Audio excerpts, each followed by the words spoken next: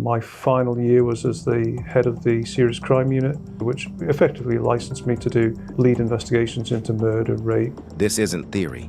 This is real crime. Fraud investigation got lost and it became something that people just reported and no one investigated.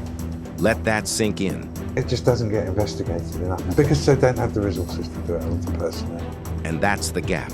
Criminals out there, especially organised crime groups, they're not stupid. They find the loopholes and they exploit the loopholes.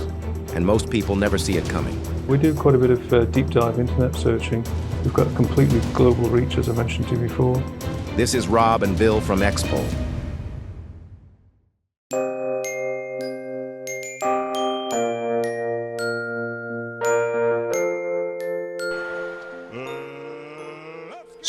So today we're joined by Rob. Bill, thank you for your time. Appreciate it.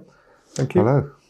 Just to provide a quick introduction, and then I'll let you guys describe and provide a bit more background on your experience. But we'll start with Rob. Rob on the left on my left side anyway.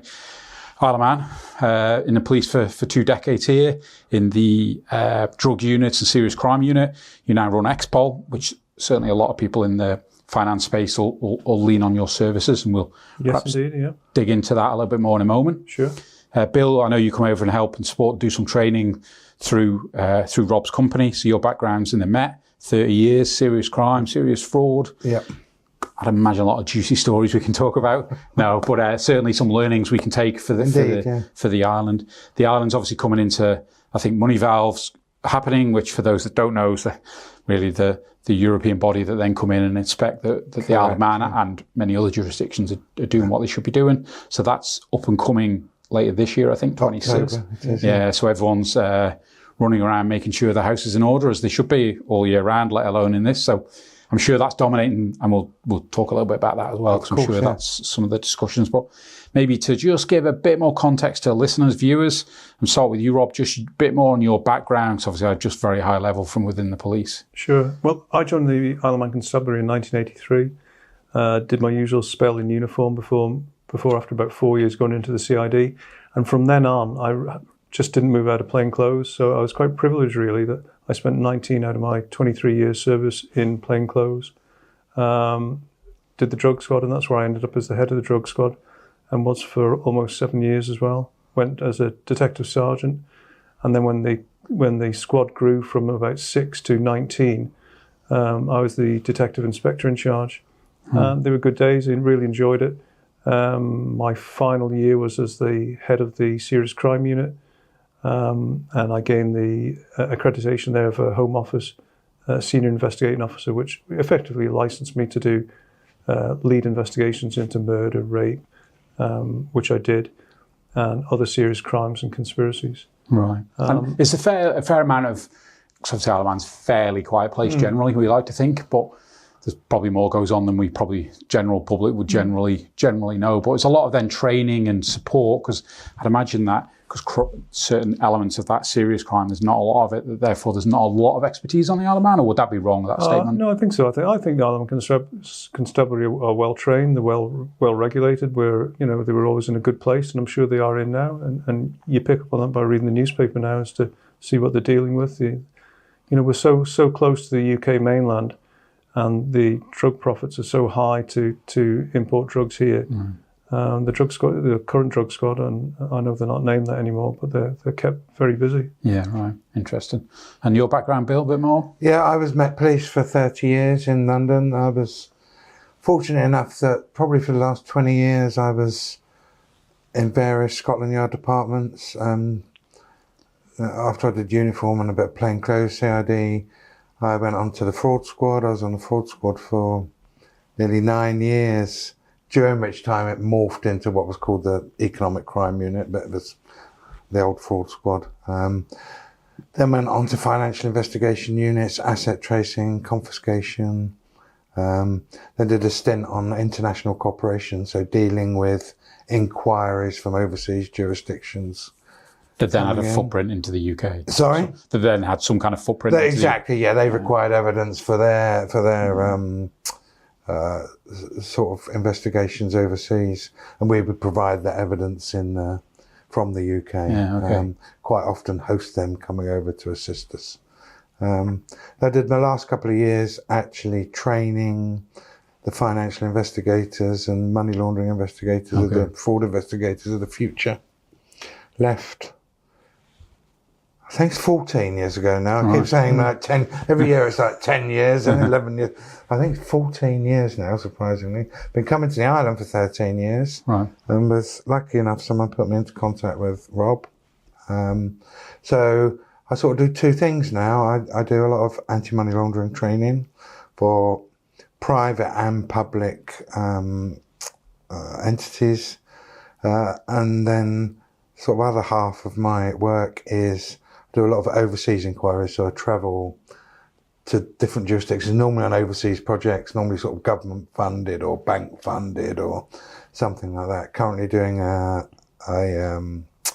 project in the Caribbean where we're working with International Development Bank, which is an American bank, who are providing the money for a project where we're trying to get all the Caribbean jurisdictions to work together in what's called joint investigation teams, because they're quite insular, and they would do a lot better if they worked together and did those investigations jointly. And is that like would that end up being like an association then that they all feed into? It would. It's, I mean, in Europe, it's the sort of model is run by Europol.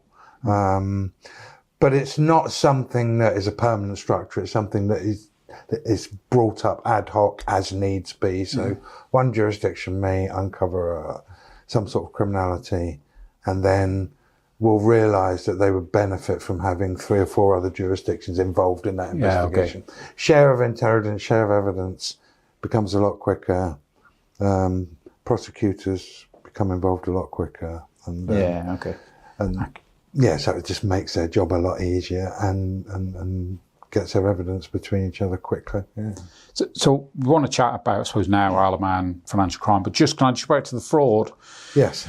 Back in the day, was that then in regard to, I suppose, any police force? I don't know. Like fraud, I assume, will cover a very broad base of things that would fall into fraud. But then you mentioned other departments. Is that because, quote, would they have been maybe historically within fraud, but fraud is so broad they start pigeoning certain different types of crimes? I think when I went on the fraud squad, it was quite a large establishment.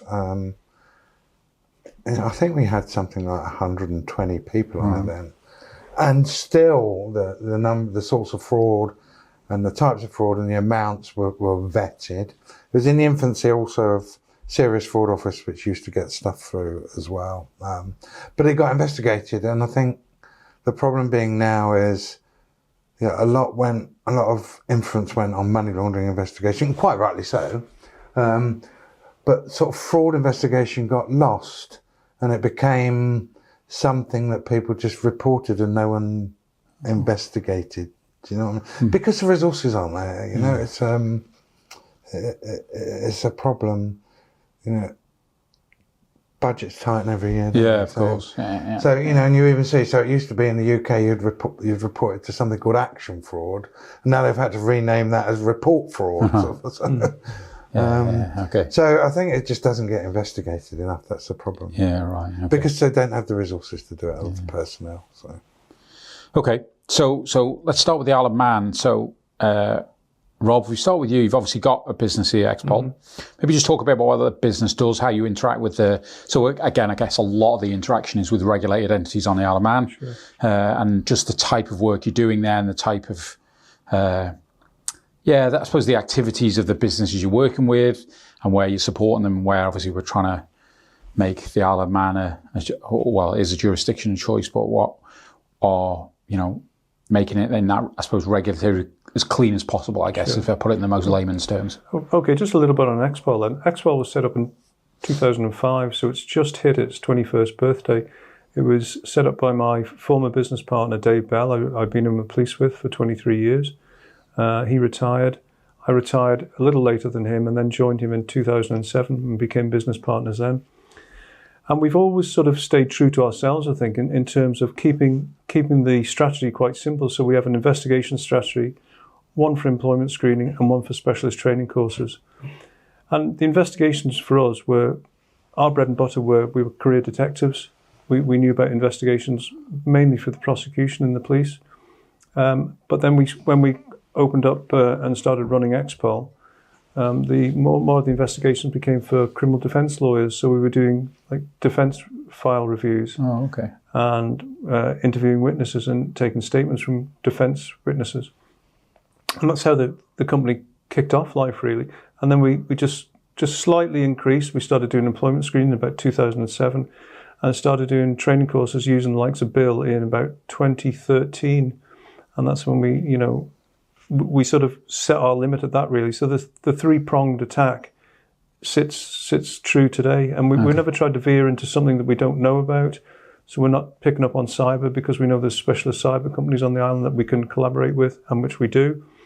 So we just stayed, as I say, stayed true to ourselves.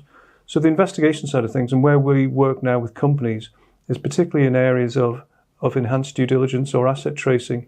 And they're the two main areas now, particularly in enhanced due diligence at the moment, is very, very busy. And it's not just local or UK stuff now. We're doing enhanced due diligence currently in Russia, America, Dubai, Sweden, South Africa. And those are 5 that I can just think of off the top of my head that we're actually working in now and providing services to Isle of Man companies who are thinking of, either acquiring businesses or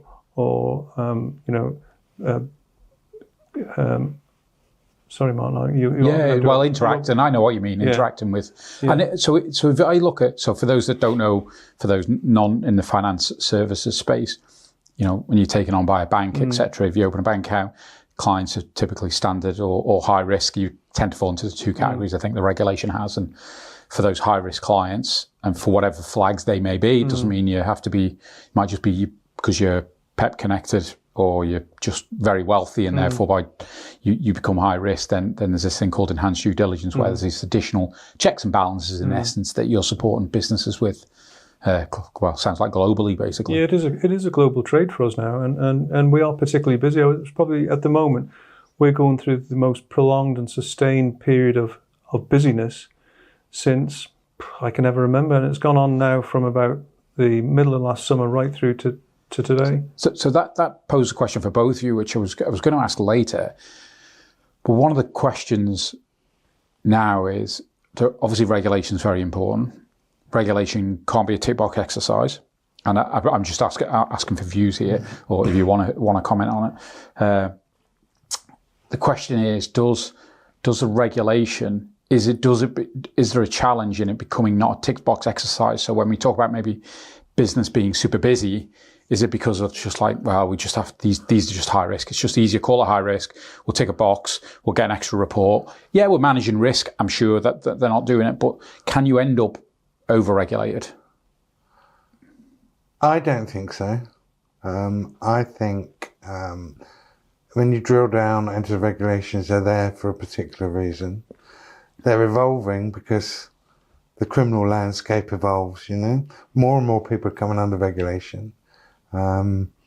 Because if you don't move on, and you don't move on with the regulation, criminals out there, especially organised crime groups, they're not stupid. They find the loopholes and they exploit the loopholes.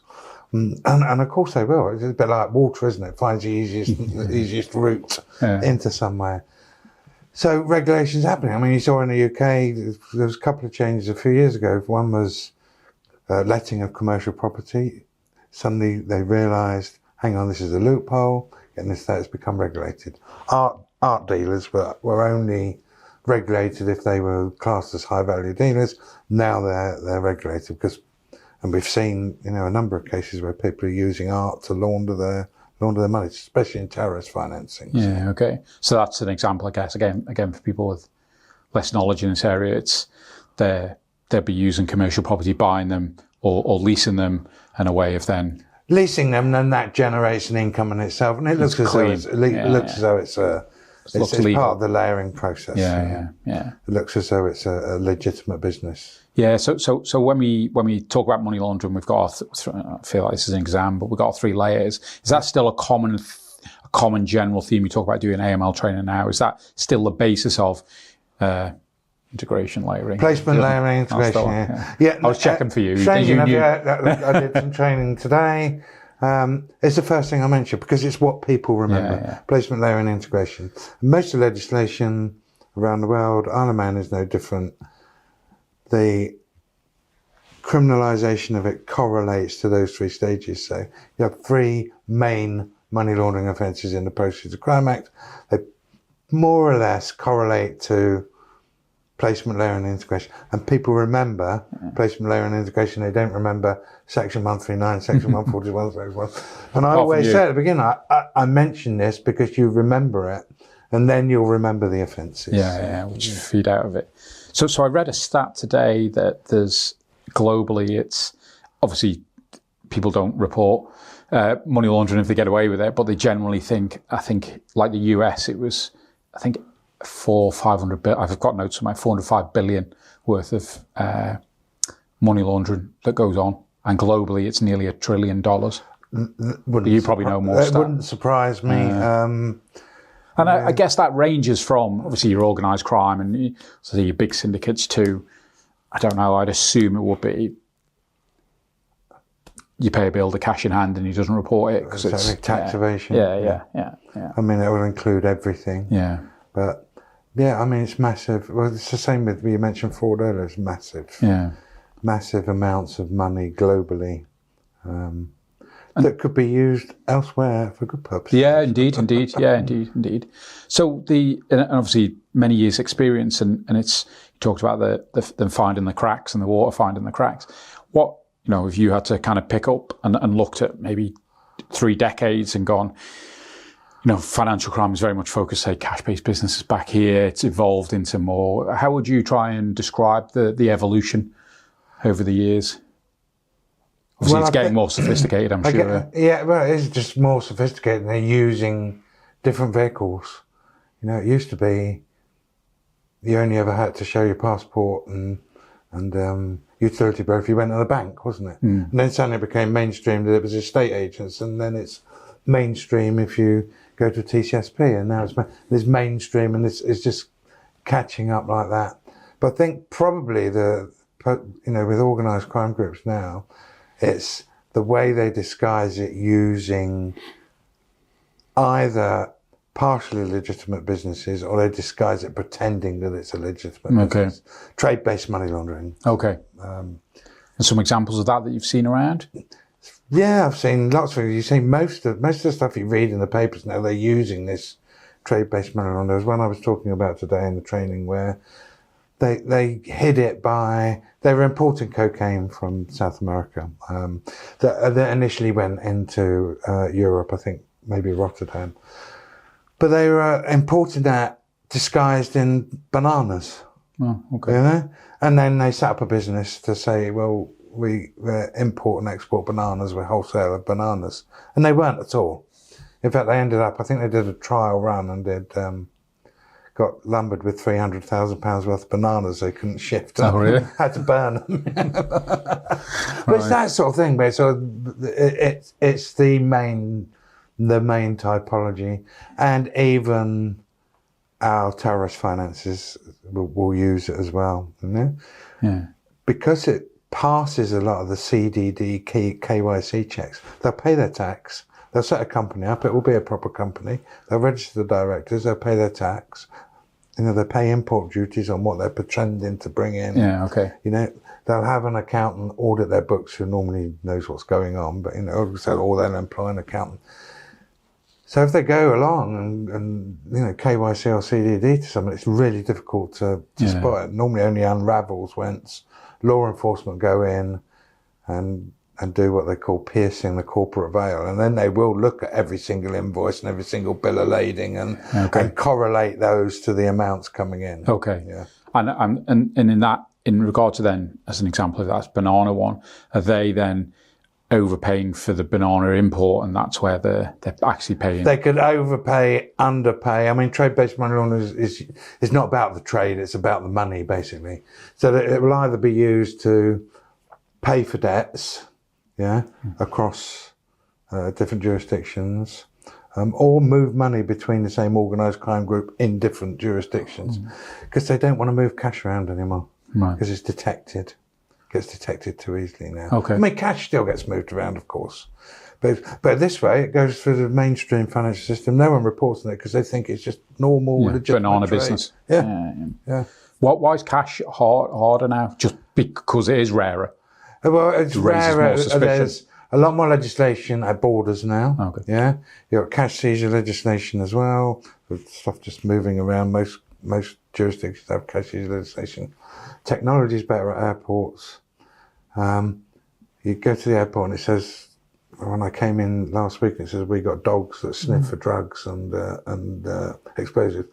They'll also have dogs that can smell cash. Right. Okay. So, people get caught more with cash. And also, when they get caught with the cash, the legislation makes it a lot easier to seize and confiscate that cash. Yeah. Whereas if you're sending something from one bank to another across the jurisdiction, because they've checked your CDD and they think everything's fine, it doesn't get intercepted, and it goes in seconds as well, doesn't it? So if we then apply that to, you speak to industry people over here, so again, there's enhanced due diligence, there's checks and balances to do, but how, what do you talk to them about? Because they'll, keep an eye on the banana businesses. But I always say it's very difficult, but I mean, there's certain typologies they'll tend to use either very high value amounts, so pretend that they're moving gold, and because box of gold like that, I don't know how much it weighs and how much it's worth. And, if you're doing just KYC, you're not going to look at bills of lading and weigh boxes and stuff. Or they'll do very low value amounts because there's high quantities, Okay. What does 17 containers of bananas cost? I haven't a clue. Yeah, right. And I'm dead interested in the banana one. Was it just within so they had a crate of bananas, I presume it was Coke, did you say? The Coke's just within the container, is it? Yeah, they would just hide it within the batch. Yeah. Right. I mean, it's not just banana, that's just one yeah, example, no, absolutely, yeah. They come up with all sorts of things. I can remember them hiding it in tins of tomatoes before and stuff. And there's been lots of ingenious ones where they actually put it in, I can't remember, there was one where they put it in a commodity, and then when the commodity came out, they had to boil it down and the residue was left on top. Sounds like a movie, that one. Sounds like a movie type scenario. Yeah, no, it's true, yeah. Sometimes the movies seem unreal, but they're actually closer to the, and in the advent of, I suppose, well, we talk, and I'm sure you get asked this a lot. We talk about the introduction of AI and how that can process data a lot quicker. Do you see that being an advantage in the future in regard to just being able to monitor and flag? So I guess banks introducing and finding inconsistencies in movements, etc. Yeah, I think there's always been, the banks have always had quite sophisticated software to pick up those sort of transactions, but AI is going to help, but it's going to help both sides. You're naive if you think, oh, well, that's going to be really great and that's going to solve it. Because, I'm pretty sure organised criminal organisations are already exploring how they can use AI. Yeah. It's amazing what it can do. It can generate really good documentation, Yeah. You can do, let's have a Teams call with this potential client. How are you going to tell that who you're actually talking to isn't an AI generated? Yeah, okay. Yeah, I can see that coming, Yeah. So it may cause more problems than it solves. Right. I don't know. Yeah. I'm no AI expert, but it will be interesting to see how it evolves. And when we, Rob, when we talk about compliance, so obviously you're in, as well, Bill, but you're in businesses on the Isle of Man, so you're dealing with Isle of Man businesses constantly. I guess one of the key aspects, and obviously if you just drop it in and out of business, it's hard to know, but I guess the culture of compliance in businesses is super important, because that will breed, I guess, better detection within the business just because of that human interaction. Would that be a fair statement, and views on that? And I mean, again, I guess if you've seen when things go wrong as well, where businesses perhaps don't have the right culture within within the business. So I guess part of the training then is preaching that good culture around compliance. Yeah, I think so. I think we tend to find that most businesses on the Isle of Man are particularly well regulated. We think it's a well regulated isle. Yeah, definitely. Yeah. We think that MONEYVAL we will get the tick in the box that we require in October, and hopefully everything goes smoothly. Our experiences are very positive. We get called in, as I said before, to do enhanced due diligence or assist with investigations into compliance issues within or internal investigations. But it's a very positive experience, and we think the Isle of Man is particularly well regulated. I've been to lots of jurisdictions. It's one of the best regulated jurisdictions I've been to. Big fans of the FSA, big fans of the GSC. Yeah. FSA and GSC, well, particularly FSA, brought out some really good guidance. The money laundering codes are a bit of a difficult read, but they're a legal document. Yeah, of course. Yeah. And then FSA brought out guidance, and I'm always saying to people, I'm very impressed with what they've done. And it's very well regulated. Been working in the Caribbean recently.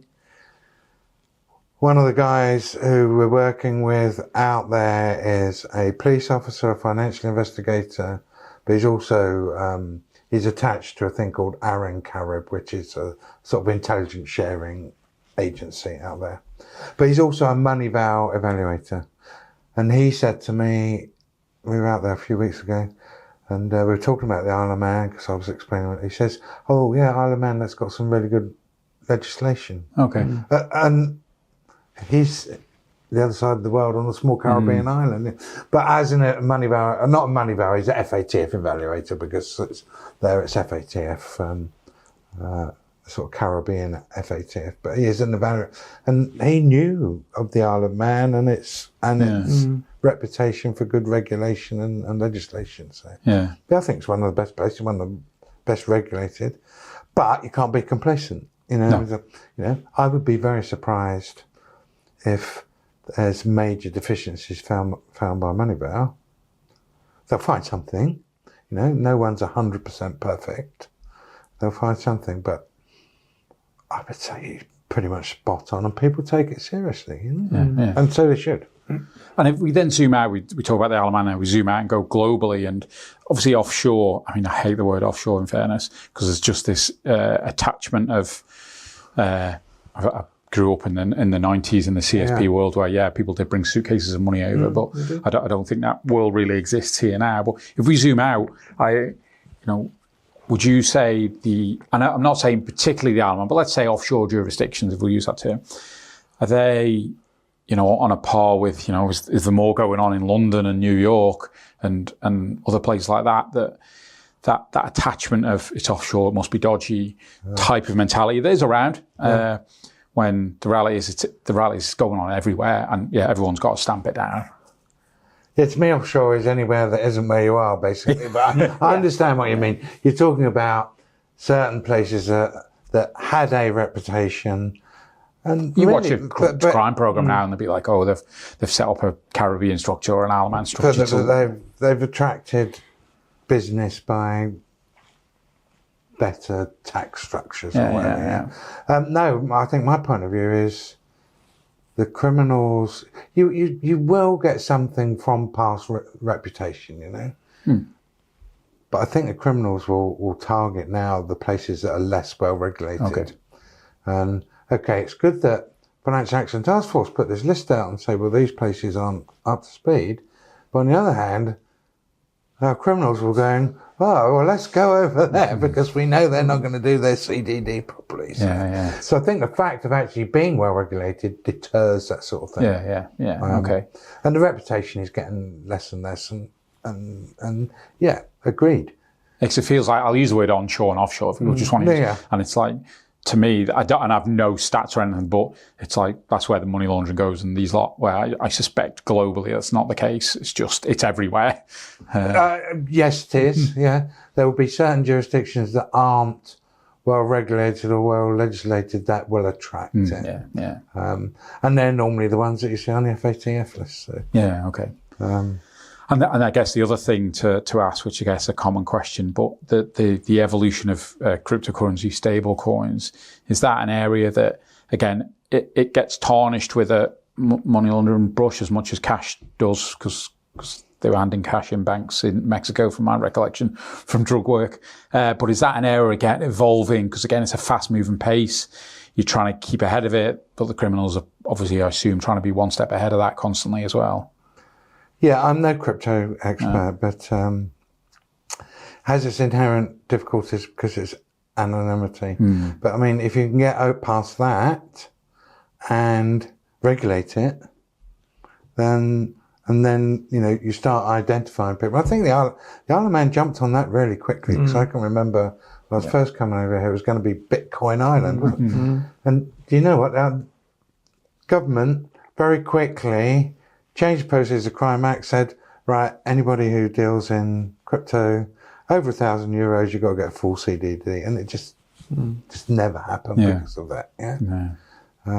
It's the anonymity of it, and it's because it isn't universally yet regulated. But FATF are trying to do that now. They've added in virtual asset service providers as mandatory regulation. So it takes time to catch up. It's another example of, let's find a loophole, we'll deal in crypto. But yeah, it's a problem. I would say most of the jurisdictions I'm going to at the moment, people are saying, we have a bit of problem with crypto because people are using it.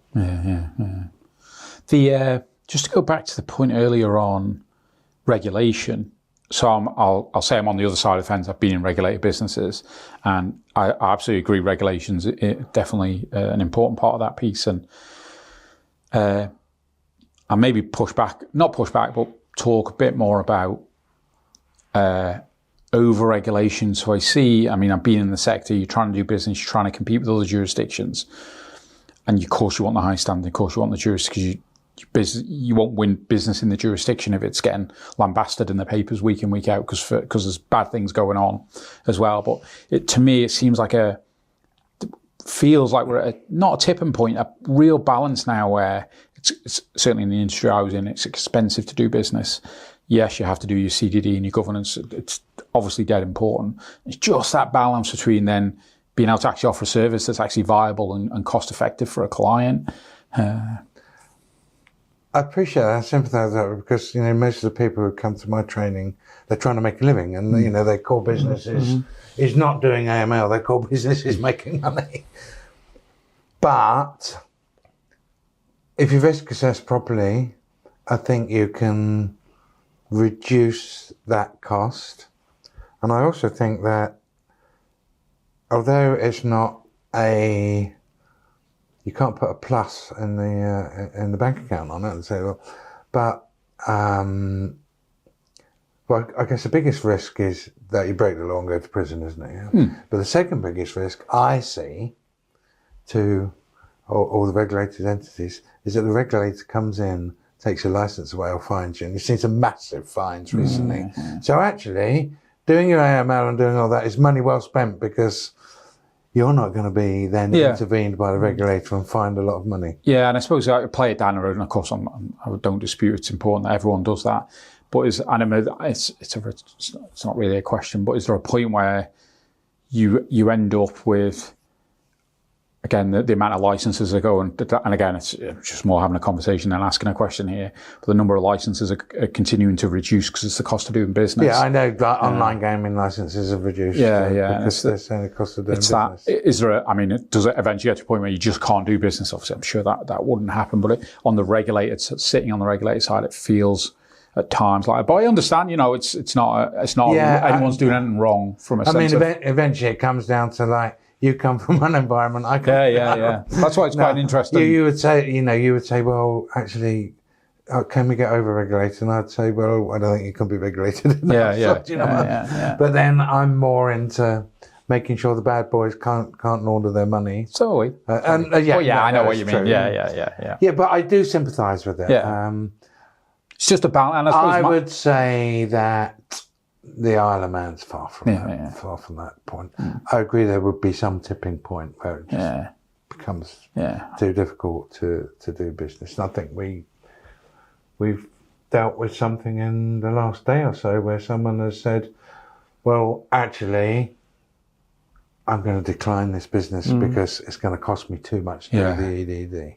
Yeah. No, I've seen that in business, where they're just the cost to do business, almost respectfully to the client, whether it's just to the amount of digging and evidence we need. And it must be difficult for clients. I mean, I have empathy for clients as well who have who are just trying to do business. But I guess that's the... Yeah, no, and I have that. I mean, source of wealth is a big problem. Well, not a big problem, but source asking that question is a big problem. Some people, just because some people don't want to tell you the answer, doesn't mean they're criminals. It might just mean they're private people. Indeed. Yeah, indeed. But I do think people are becoming more and more used to this. Yeah. I mean, it used to be, I've got, just to open a bank account, I've got to turn up with my passport. Everybody accepts it now, don't they? Indeed, yeah. And I think that it will come with that enhanced due diligence in future. Yeah, agreed. People will accept that it needs to be done. And so across the globe now, sees more and more geopolitical problems, and not that we want to talk about any of them, be here all day. But does that make general money laundering, criminality more difficult because the world's just becoming more separated, I guess, and split, and we're not in Europe, America's kind of fighting with that side now, and does that make then communication across from a money laundering sharing of information more difficult, or? I don't think so. No, I don't think so. No, I haven't seen any downside on that. I mean, I don't want to talk about politics of Brexit or the politics of conflict across the world. From what I've seen, people still are keen to work together from different jurisdictions, especially from law enforcement point of view, because they realise the problems that multi-jurisdictional criminality causes and the problems it causes in the investigation. So, I mean, when I was a police officer, I would have loved to have been able to jump on a plane, go to Germany and talk to the bank manager in Germany. I mean, you weren't allowed to, but anything that makes that easier for law enforcement, I think, is a good thing. Yeah. And how does that cross-border, say at the present day, so you've got an inquiry and the German contact the Isle of Man because they need information? Is it it's just kind of open book, this is what you need, this is what we can provide? How does it? No, it's not that simple. And it still goes through quite bureaucratic international cooperation. Has to be done either by bilateral treaties or multilateral treaties or country agreement, and it's still can be quite a bureaucratic thing. So it would be like an official request goes to the Attorney General's office, and then they have to conduct the inquiries, which you'd expect. You wouldn't want a German police officer turning up here and serving an order on a bank, same as the Germans wouldn't want an Isle of Man constabulary person walking in the bank. And you have to respect national borders as well. So, of course. So that's one of the biggest things. And money moves like that now, doesn't it? I can get my phone out and tap, tap, send it to here, and then tap, tap, send it to there. Whereas that's quite a bureaucratic, so to follow that money takes, so anything that process is getting quicker because people are more used to doing it and better equipped to do it. And technology helps with that as well. But and would you say criminal organisations then would they look to do cross-border stuff to make things more difficult to trace? Yeah, definitely. Yeah, right. Of course they will. Yeah, because they know how long it takes to. Yeah, but I guess it adds an element of risk because you're moving within financial systems, but because it's cross-border, you're slowing the policeman down, basically. Yeah, that's right. Yeah, it's getting through those layering, getting through those layers and finding. Because the police will work backwards, won't they, through those layers and try and find the original criminality, but or we'll try and go the other way and find where the money's ended up. So it's difficult. Yeah, no, most definitely people bounce money around the world because they know it's more difficult to track down. Yeah. And do you have any, for our listeners, viewers, any other kind of situations, stories, but cases that you've seen or aware of in regard to the financial crime again, and maybe within that for listeners, especially in the financial sector, to take away, to think about, that they might not necessarily see, but that might resonate with them? Do you mean talking to the regulators? No, I'm thinking financial crime you've seen. You mentioned like bananas earlier, or the banana story, but yeah, and as I said, that's difficult for regulated sector to pick up. I think the old adage of if it doesn't sound right, it probably isn't right. It's always the same, you know. Yeah, right. I've always said about fraud, if it's too good to be true, it probably is, you know. So it's that. You know, I'm not saying you report something, well, I've got this gut instinct and sixth sense, but if it doesn't seem right, have a look a little bit further, you know, rather than just let it go. It's difficult because financial crime, money laundering, it's evolving all the time, isn't it? Yeah, and one of the things I read recently around, again, different ways they're using it, is they're using young social media people, then contacting them through their channels to then use them to move money. That's been around for quite a while, you know. Never asked me. People get, well, you're not young. So oh yeah, good point. Apologies. Good point. Yeah. No, students are a big thing. You know, students will get, you know, WhatsApp messages. Oh, can I use your bank account? And you get paid £15 every time. Loads of students get. Oh, okay. Or Facebook message. Well, I think Facebook is a bit old hat now, isn't it? It's probably TikTok or something. I think WhatsApp or people use other stuff now, don't they? And is there other more, let's say, if that's been going around a while, more modern methods you're seeing, or you've seen or come across that the gangsters are using? I don't think so. It's just that I think the financial global system is used a lot more than it used to. You know, it's not suitcases of cash and gold bars, although it's still happening, but it's more actually being put through reputable financial places. Yeah. And also the phrase hidden in plain sight, isn't it? Yeah. Right. Huh? Yeah. And then, so the training you do on the Isle of Man, particularly AML focused, or do you do a variety of different bits? It's mainly AML. Yep. But I think we've done some stuff for governments. Yes, we have, yeah. Sort of interviewing and report writing and stuff like that about international cooperation and stuff like that. Okay. Mainly AML. And I think you've also, I mean, I'm not tech savvy, but you've got very good, some very good internet trainers, haven't you? Yeah, we do quite a bit of deep dive internet searching. We've got a particularly good trainer who's been with us now for about 7 years. And again, we've offered that service since 2013 as well. Okay. And that sort of complements Bill's training really, and the compliance training, in that if we're training the compliance officers to be able to use social media or the internet, or doing more than just a Google search. And so we're teaching the compliance officers to do their own work. But then we come in as well as an extra add-on. If they're struggling with a particular task, we can do that enhanced due diligence, because we've been working in this business for 21 years. We've got a completely global reach, as I mentioned to you before. Mm-hmm. So if they're struggling with a particular case in Dubai, for instance, we've got people in Dubai that we can contact and say, can you pick up on this investigation for us? So we're not trying to pick up on normal everyday compliance work. What we want to do is train compliance people and bring them up to a good standard and build on the skills they already have. But when they're stuck with a particular problem, we want to go in and help them and see if we can solve it for them. Yeah. There's so much open source out there now, and it's just getting more and more. Yeah. It's again the challenge there, clearing the noise of that as well, I guess. And that's what Tony's courses do, isn't it? Sorting the wheat from the chaff. So Yeah. Interesting. Great. All right, chaps, thanks for coming in. Thank you very much for inviting us. Very interesting conversation, and thank you. Hopefully we'll put off a few criminals who come to the Isle of Man, which is our priority for our jurisdiction. Absolutely. Indeed, and I think you'll be fine with MONEYVAL. I really do. Yeah, I do too.